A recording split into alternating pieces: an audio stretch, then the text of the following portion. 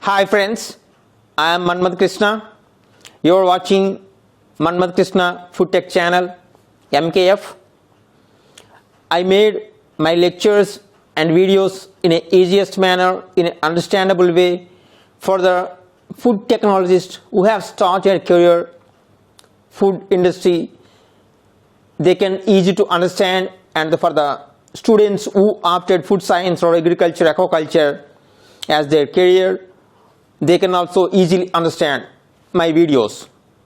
If you wanted to upgrade your academic career or upgrade your professional career, please subscribe my channel. If you like my channel, please share it to your community. Today our topic is HACCP 7 principles and 12 steps of HACCP. HACCP stands for Hazard Analysis and Critical Control Points.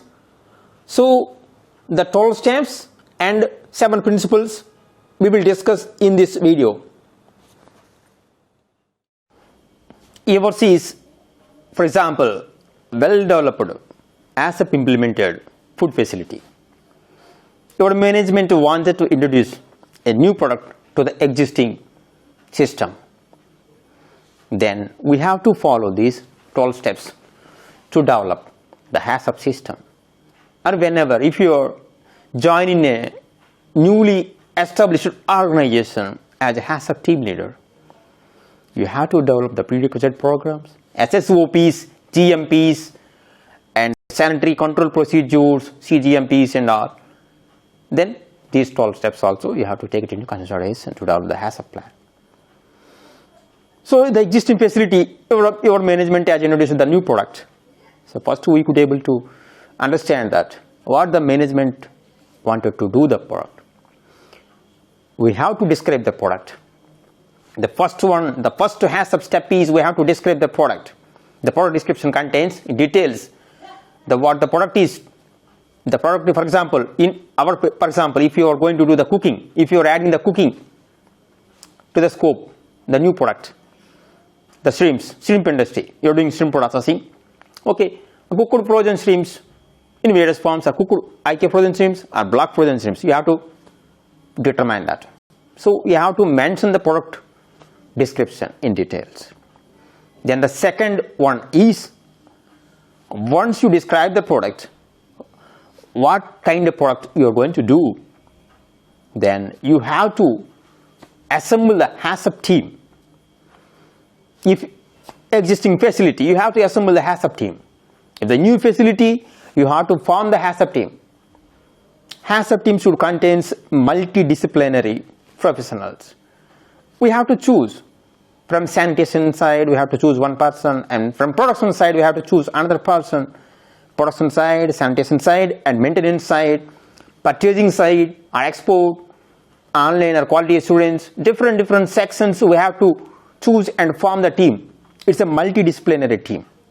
In case of new establishment, if your duty is as a HACCP team leader, you have to form the HACCP team. If yours is existing facility, you have to assemble the HACCP team. How to develop the new product? How to do these things? The second step is that. And the third one is, we have to identify the intended use. Okay, we are introducing the new product and assemble the HACCP team. And the third one is intended use. Either the product is to be cooked by the consumer, or to be parboiled by the consumer, or to be eaten by the consumer as raw.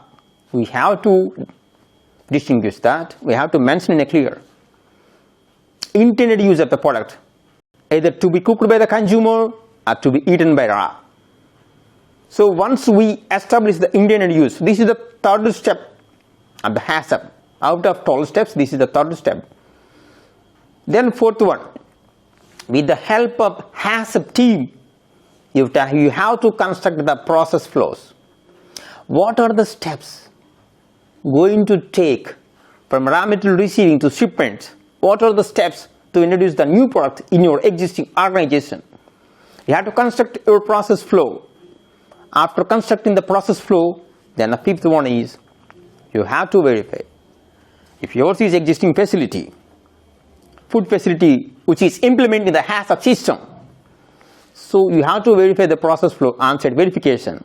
If your facility is running 3 shifts, every shift all HACCP team members should go and verify the HACCP flow confirmation. Yeah, different factories having different flow systems. Flow system, uniform direction.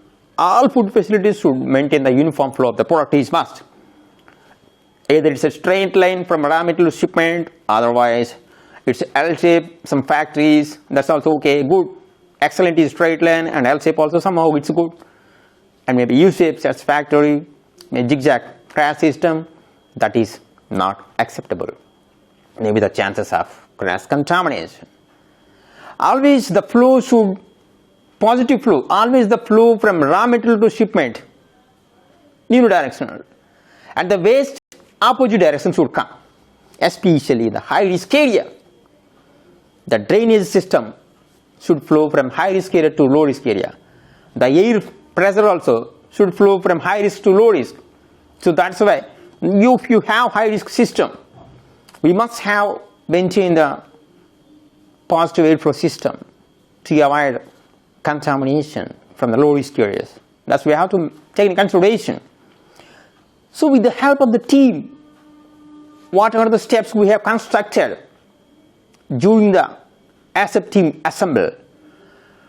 Those steps we have to verify shift wise. If it is okay, then